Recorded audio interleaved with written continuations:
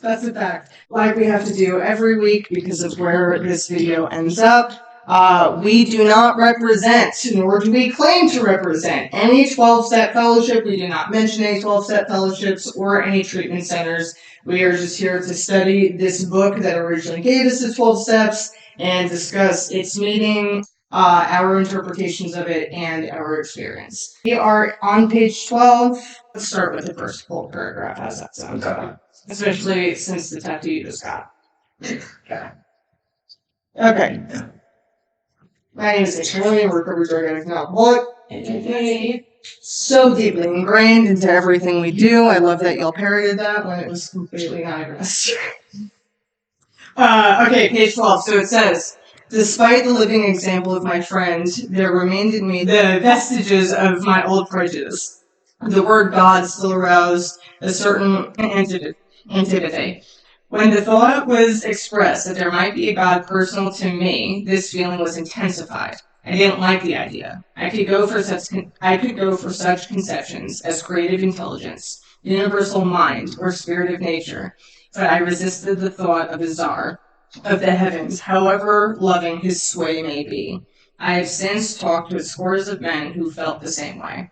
Y'all relate to that part at all? Just like senses, right?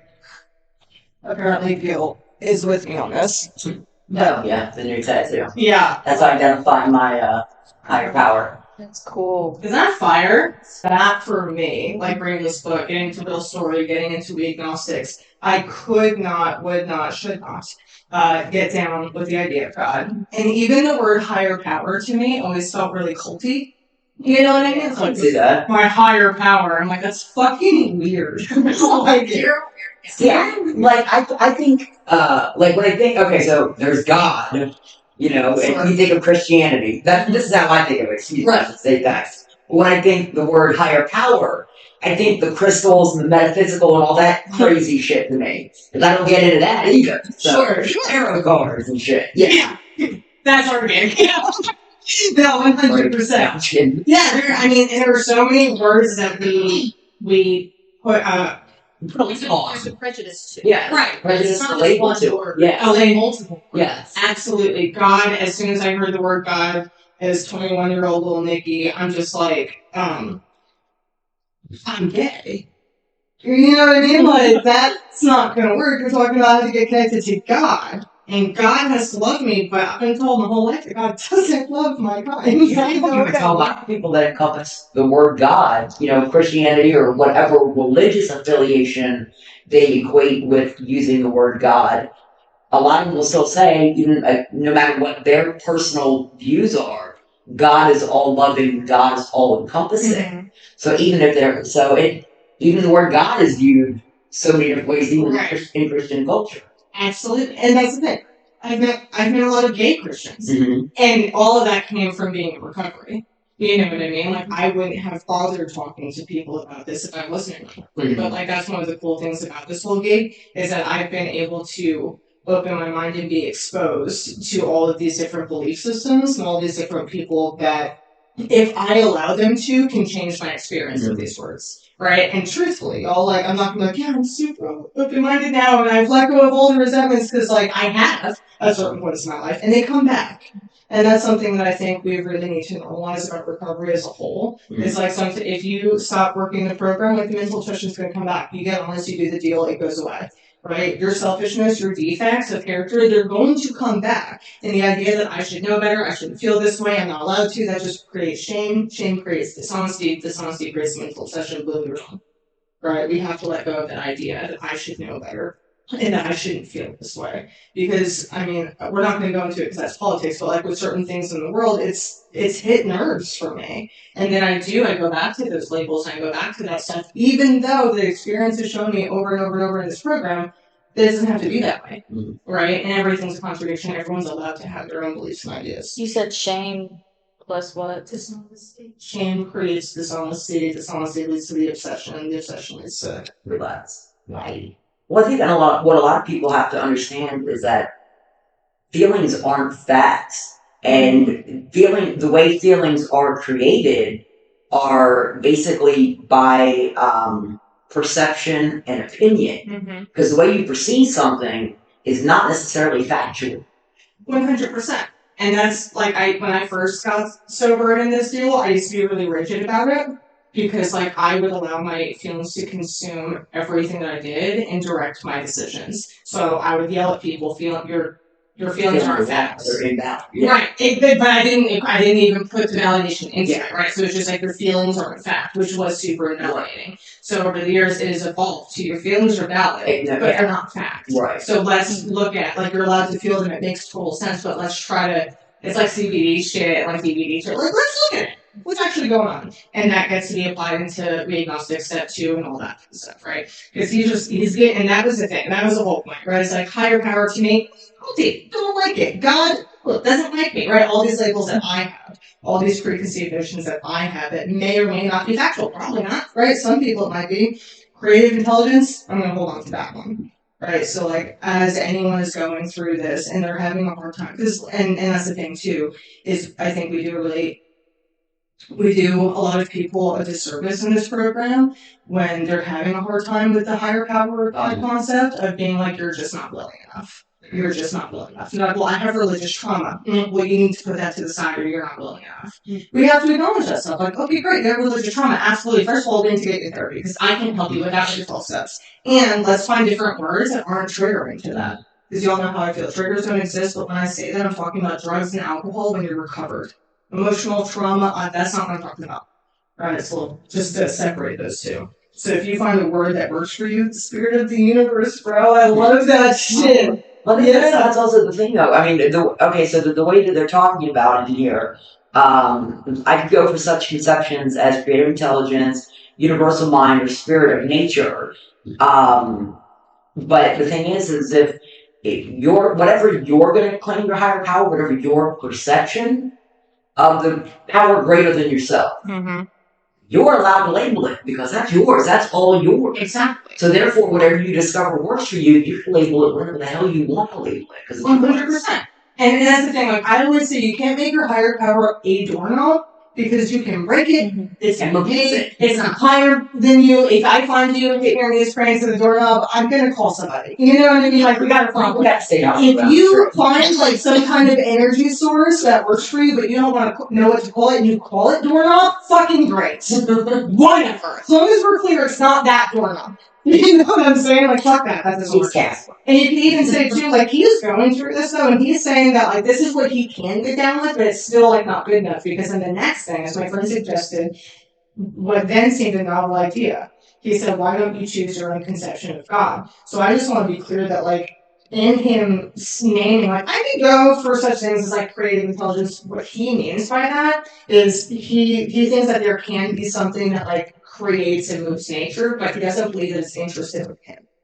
So when I'm talking to someone about step 2, right, the first thing is like, do you believe or are you even willing to believe that there's something out there greater than you? And if they say yes, I'm willing to believe, I'm like, okay, by the end of us running through agnostics, are you willing to believe that it's interested in you and can restore you to sanity? That's a lot of times where we hit a wall, right? Shame. All these different things, I'm not worthy. All these different fucking things that go through our head blocks us. And we want to say that it's the God concept, the higher power concept, but usually it's just internal stuff, right? And then we can simplify it further. It's like, well, do you believe that it was interested enough in me? Right? And do you believe that I lived a similar life to you when I tell you my story? Yes? Great. We'll just go from there, right? But your own conception. That statement hit me hard. It melted the icy intellectual mountain in whose shadow I had lived and shivered many years. I stood in the sunlight at last. Again, so dramatic, but I love it. I love it so much.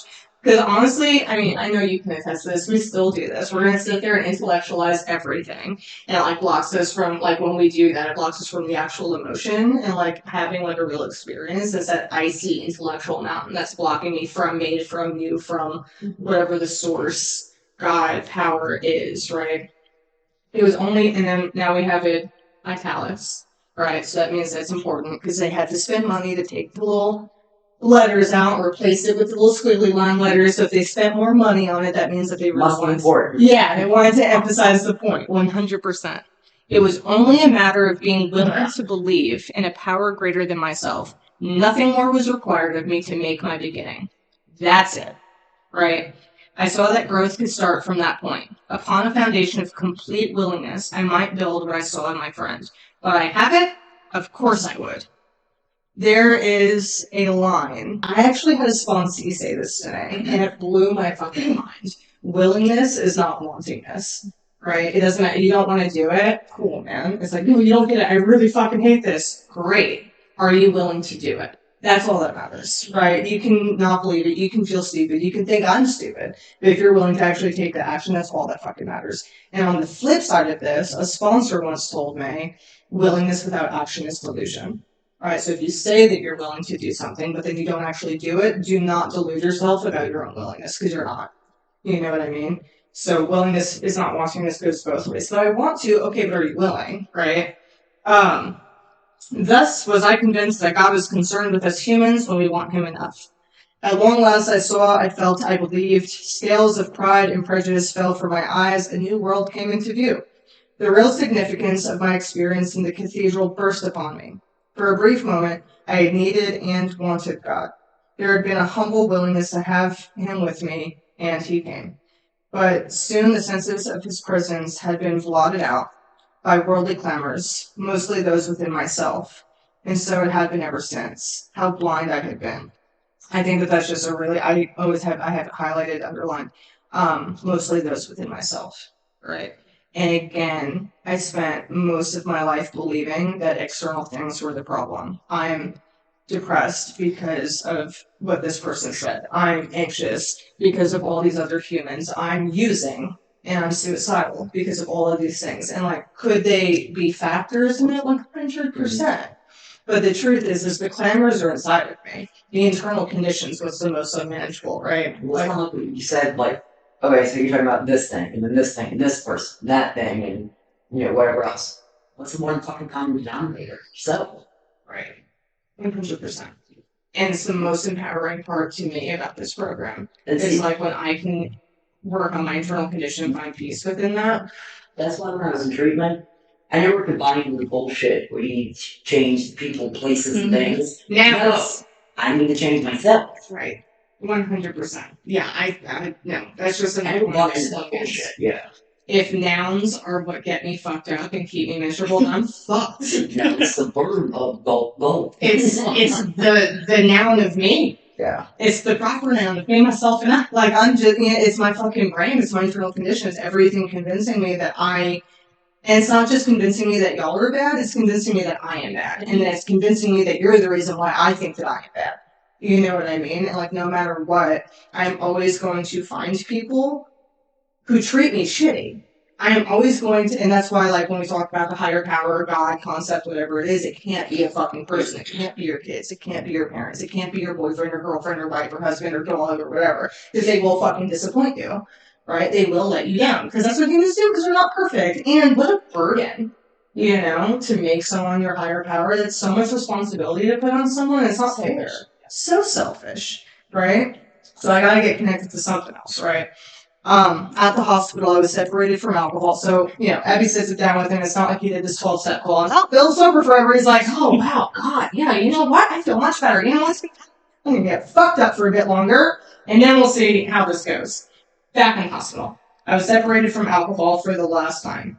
Treatment seemed wise, for I showed signs of delirium tremens. I don't know about y'all, but we used to say DTs a lot, right? Like when we go through DTs. I said it regarding opiates, because we thought that meant detox. Yeah. It does not. It means delirium tremens. It's actually very specific to alcohol. It's shaking and hallucinating and can kill you. So please don't detox yourself, thank you.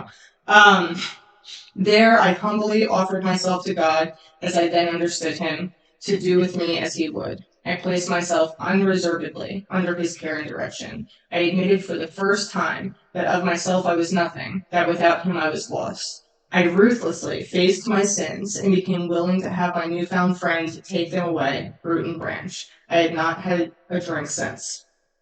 I just want to acknowledge again that those of us who have a sordid past with religion, specifically, because these are very religious-based words, can hear this and just shut down and be like, see, this is a religious thing. See, they keep saying it's not, but they're lying. Look at this fucking paragraph. And we're also reading Bill's story. This is his experience, the fucking dude in the 1930s.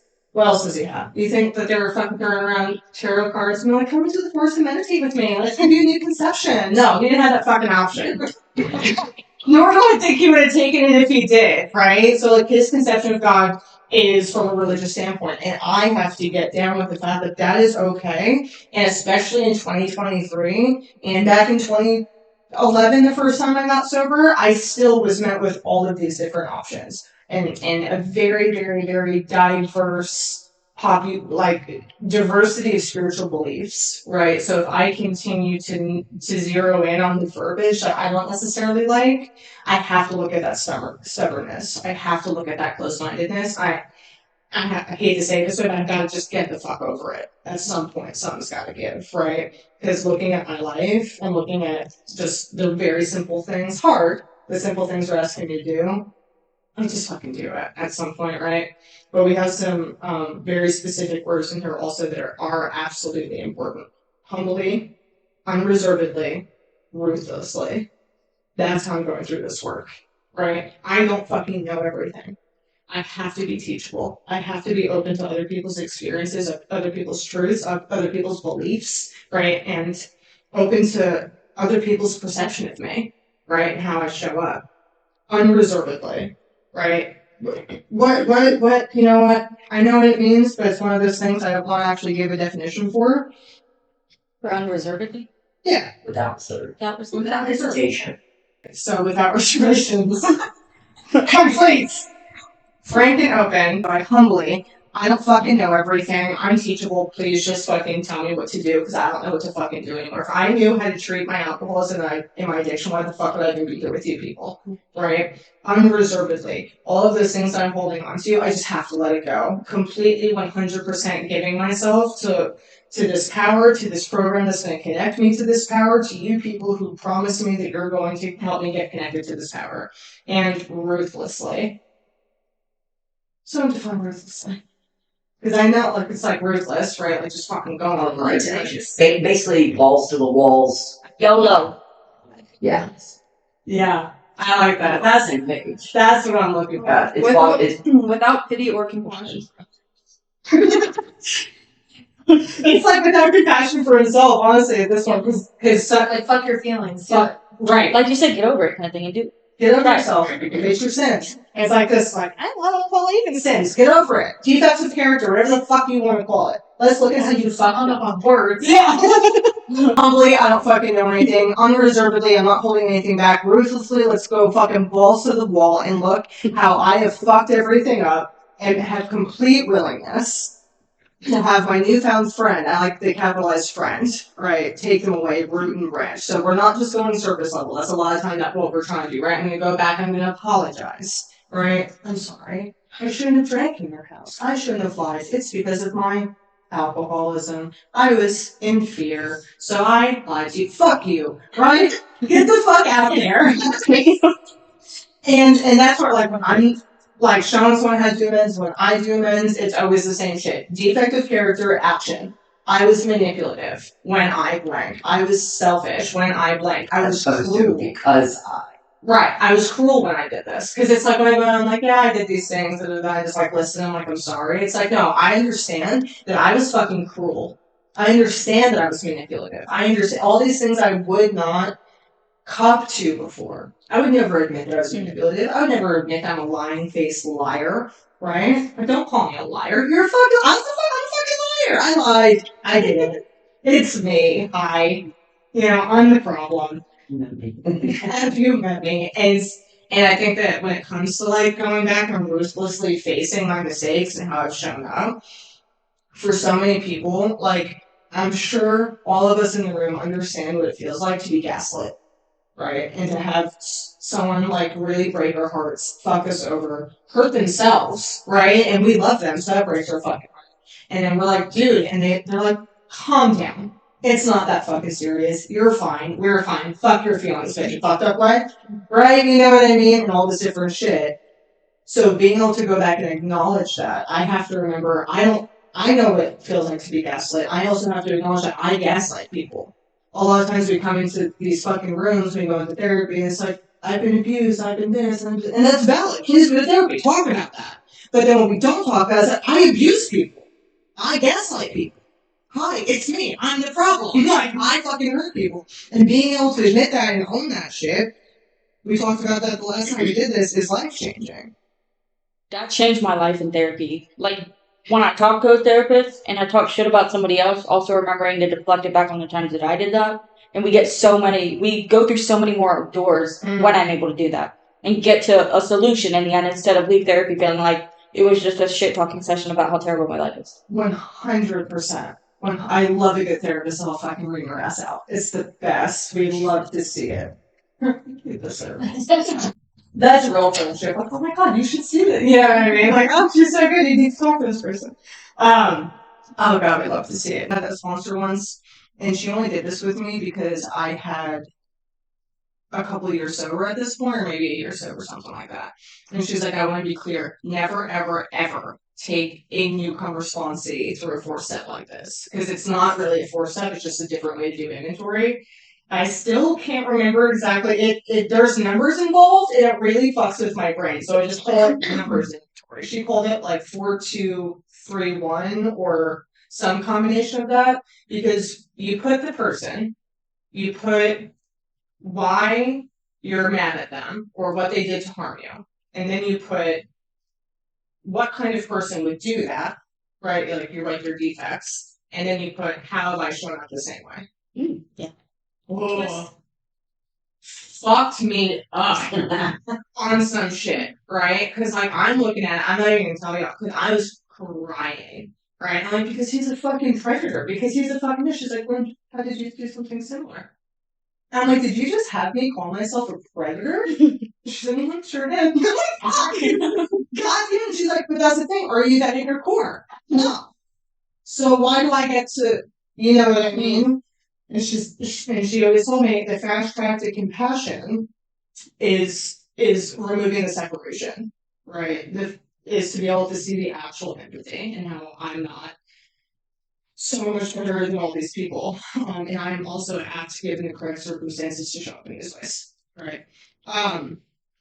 Why did I know? Yeah, that was a hard one, so don't do that. Maybe later. My schoolmate visited me, and I fully acquainted him with my problems and deficiencies. What are we talking about here? What is he doing? Yeah. Yeah. Yeah. First he did 2, he did 3, he humbled himself, he did 4, he fucking wrote that shit down, he's doing 5, he's fucking saying it to this human.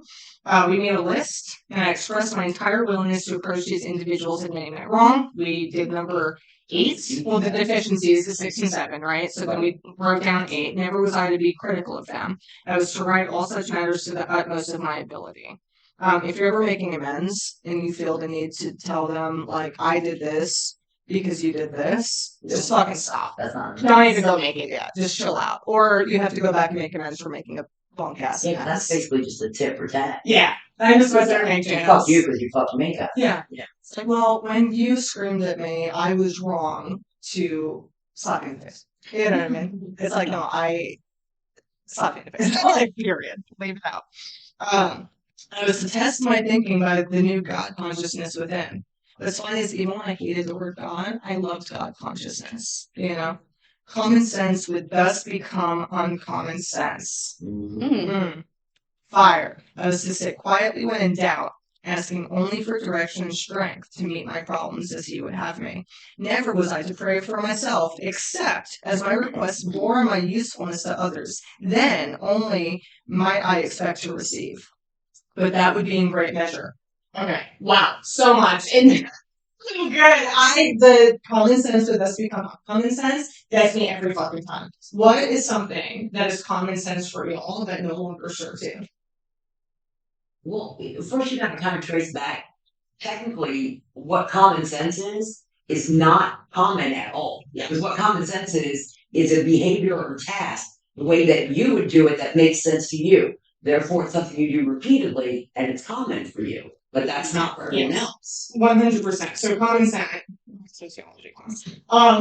We literally just went this whole thing about common sense, and now it's a lot of like ethnocentrism and all this different shit of like everyone should know how to do this thing because we know, right? So in that being said, though, right, so I'm clear from the culture that I was in addiction and alcoholism. Snitches get fucking stitches. Am I right? You're gonna tell on me?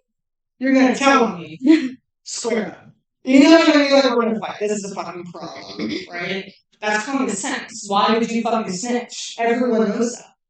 And then what would we talk to do in recovery? Accountability. Mm-hmm. Right? I'm holding my friend's secrets, they say I'm holding my friend's dope. Right? We're gonna get honest. And if you don't get honest within 24 hours, I'm gonna get honest for you. Oof. Oh, you've been there. You're not receiving anything. You have people in countries like, oh, what's wrong with me? You go tell them they have 24 hours. I mean, fuck, I might even know before you do, but I mean, it's true. You know what I mean? What if you don't know this person?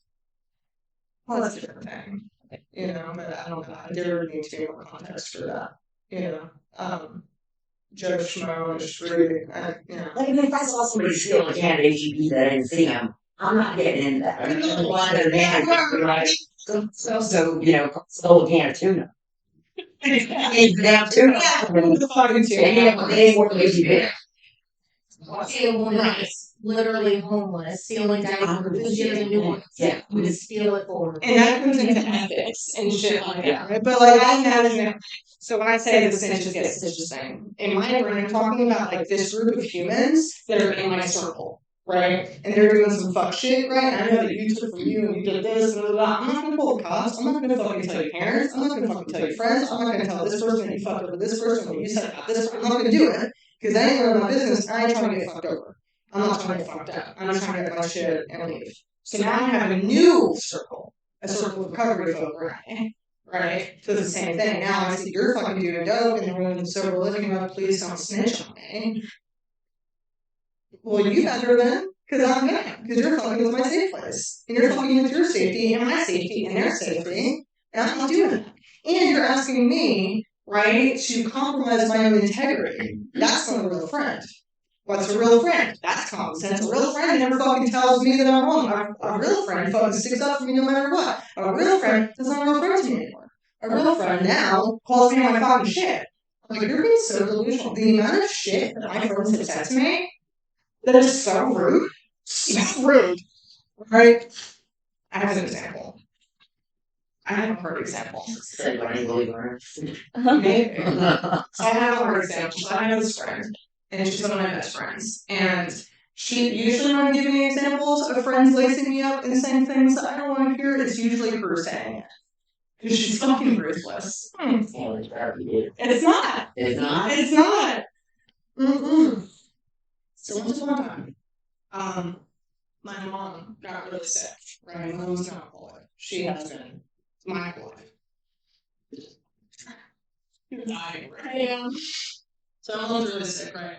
And she stopped drinking. And mind you, she lives in New York. She's in North Carolina. I haven't seen her fucking here. She can't afford to come here. I can't afford to go there whenever. Right now, here. But I know she's drunk because that's always been true. That's common sense, right? And she tells me that she stopped drinking. I'm like, you're a lying fucking liar. You've told me this how many times in my life? I don't believe a word you say, right? A year goes by and she's like, I don't know the exact date, but I haven't drank in a year. You're a lying fucking liar. You know, but she's swearing to it. Like, she's never doubled down like this, right? And I'm like, okay. Question. Are you going to therapy? And she was like, no. Have you gone to any 12-step fellowships? She's like, no, I haven't. I'm like, okay. Are you going to church or temple? Because she called herself a Christmas Jew, right? Yeah. Right, so like, have you gone to those or meditating? And she's like, no, I just stopped. Right? So what do we know about alcoholism? Given sufficient reason to stop, we can't. Right? I've been making my own stop drinking this day, right? So you're telling me, you're telling me that you don't feel good, and that's sufficient reason to stop, but I wasn't. Guys, y'all want to talk about livid? You want to talk about livid? I was beside myself with anger, hurt. pain, right? Disappointment, rage, pissed, right? So I call my friends. I'm like, get this fucking shit, right? Here's my mom, this bitch fucking doesn't drink anymore, apparently. Apparently she's not really alcoholic, she's just a hard drinker, and I just was never considered everything. And she doesn't drink anymore because she doesn't feel good, and it makes her feel healthier. When did you ever hear about eating, about fucking health? You drink your wine with your cheese and salami every day. What are you talking about? You got me fucked up, right? So she lets me go, she lets me rant. As a good friend does. And finally she says, okay, are you done? I'm like, yeah. So, are you ready? Yeah, I'm ready. She was like, this is the most selfish thing I've ever fucking heard you say. Literally, you are the most selfish person. So your mother is like in physical pain. She's talking the one thing that you wanted her to do your entire life. She did it, but because it's on your fucking terms, it's not good enough, and you want to punish her. Fuck. Fuck. Fuck. We already did it. I'm like, but you do understand. I suppose you do understand. I do understand. I was so mad. And then here's the thing, right? It's like, here's why I know she was right. Is because I found out a year later, it's not just she didn't feel good. Her body was shutting down. She died about a year later from cirrhosis. It was too late. She could not imbibe alcohol anymore. It was done. And I'm just so angry I can't see any of it. Right? Because I just didn't care. Right? So to be able to like invite people into my life, because that's some shit, right? Like most of us, common sense, right? We would have a friend say that to us, and it's like, that's not a real friend. How dare you? Just let me have my feelings. Just like, it's like she let me have my feelings. She's like, that's valid. I hear what you're saying. I get why you're hurt. And here's the truth. God, I love her so much. Like, what a good one. You know what I mean? I have several friends that talk to me like that, but no one feels that comfortable to talk to me like that. You know what I mean? She'll go, fuck. And I appreciate it. And I respect it with my whole heart. Fucking yikes. So yeah, with all these different things, like what loyalty is. This whole time, the amount of conversations, right? Especially just like in the treatment world and here too, and like sober living. The amount of conversations with like a false sense of loyalty is, you know, like how uncommon sense that is, you know, but it takes experience in like doing this to understand what that's supposed to look like, right? Because the amount of friendships that I had in active addiction that I don't, you know, were my friends after the fact, right? It's like you thought you were gonna be friends with them forever, dude. And it's like that's what's uncommon, you know, that then becomes common is like, oh wow. So like when you love me, you're able to put me in a position to really be self-aware, you know? Like that's what love is. Yeah. But that takes experience. And that takes getting your feelings hurt.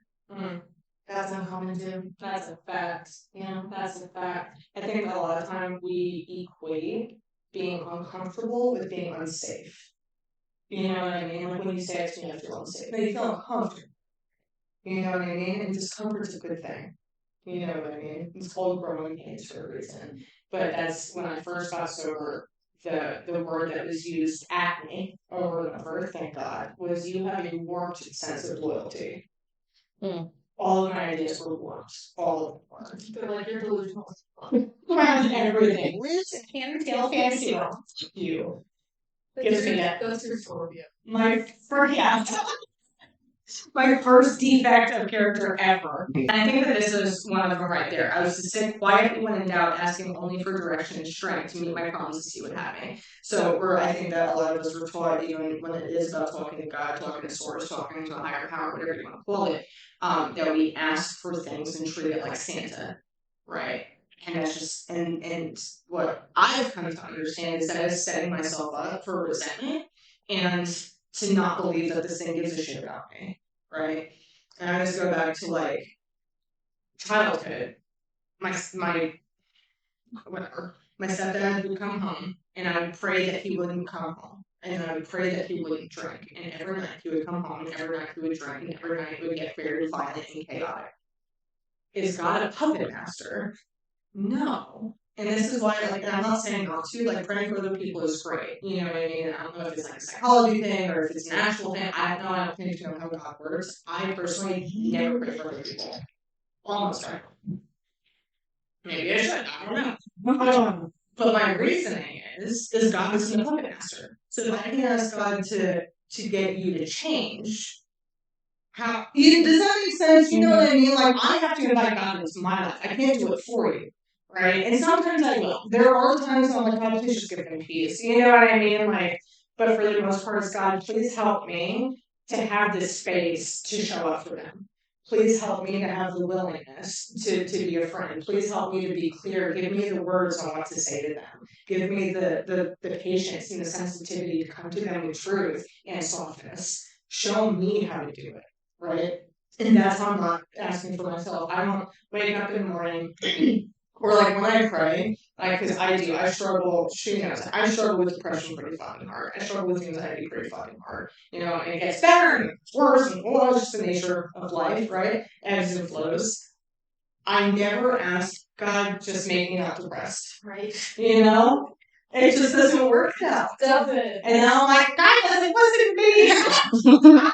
But I will, right? I come to do Big Book, or I have to be with this policy, and I'm really fucking in it. I'm like, God, please relieve me of this right now so I can show up for others the way that you want me to, right? And that's how that works for me. And you also have something here, but it's like, do a little like, hey bud, let's do it. You know what I mean? Like, help me to have the words. Whenever I go up to speak, it's God, give me, use your words, use my voice. Use your words, use my voice, right?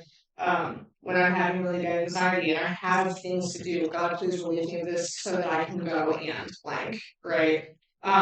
There's always a reason. But I'm not asking for a car, you know? I'm not asking to get this job. I'm asking God to relieve me of my fear of financial insecurity, right? You know, I'm not asking for the thing. Because how many things have I thought I needed or wanted, but thank God I didn't fucking get them. Right? Like, oh God. Or the things, I mean, there have been times where God's like, fun, you want it here, have fun, you know? And it was just like chaos. Yeah. He's like, told you, stupid ass. Fuck you, man. That's my conception. That's how we talk. You know what I mean? I'm like, okay, I get it. He's like, I see you, little bitch. I'm like, all right. That's enough. Don't call me that. This might be but even just to sit quietly when in doubt, that's not what we're taught to do. You know what I mean? We're supposed to talk. We're supposed to go. We're supposed to move. We're supposed to always be like doing something. But how about just like stop and shut the fuck up for a minute? You know? Just stop and listen, right? And that's what, like, when we talk about the 10 step, it's very specific. My little pop quiz is like, what's the first part of the 10 step? Continue. That's the most important word in 10 steps. So I love that that's deep language. Like, continue 4 times in one paragraph. It's important. But no, yeah, a lot of times when people are like on the 10 step, the first thing they do is call their sponsor or talk to their friend because they think that that's what it is. And they only discuss with someone immediately is the only part of the 10 step that people usually do. The first thing is I ask for it to be removed. Yeah. Right, I'm not asking a human, I'm asking this, I'm praying. Every time it says ask in that context in the book, it's referring to prayer. Right? I ask, I get quiet, I go to God first, I go to source first, I go to the creative intelligence first before I go to you people. Right? Because I cannot depend on you to solve my problems. Right? So first I go to God, then I go to someone. Now that I've invited God into the equation, now there's a better chance that God is going to speak to me through Haley. Right? And I'm more apt to listen. Right? Because now I've invited this power into my life and tap back in. And then I don't stop there. I make amends if I harm somebody. And then what do I do? The most important part. Help somebody else. Yeah, I guess Sorry. My brain was like, but that's the part that we always miss too. We might pray, we might call someone, and God is there. I don't go make amends to anybody. I don't admit that I was wrong. I don't fucking talk to that shit. I sure as fucking go help anybody else. I feel much better now that I've talked and I've vented. Yeah, that's called talking shit. Yeah. That's not a step at all. That's the antithesis of a step. Right? So like getting quiet is such a big part of this that we always fucking miss the other one page. Let's just read one more. Simply 2 more.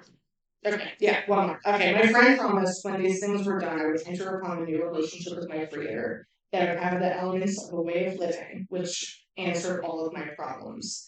Belief in the power of God, plus enough willingness, honesty, and humility to establish and maintain the new order of things were the essential requirements. They call it the how.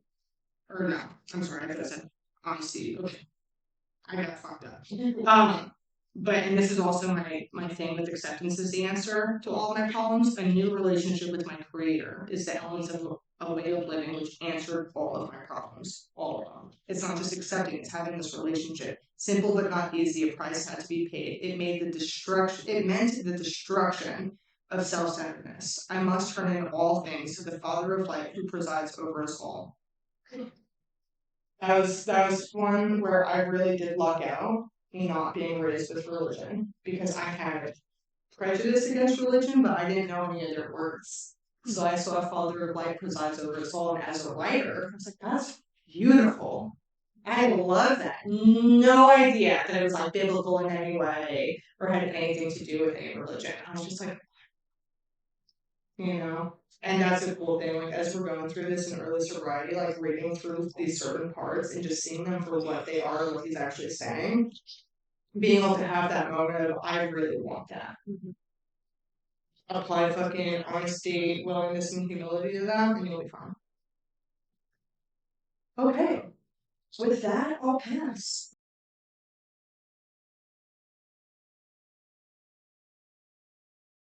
We're done so. I would like to say I know you were stressed, but that was beautiful. The entire it was good. It was a good study. I really feel good. Yeah. I'd like to publicly apologize for walking.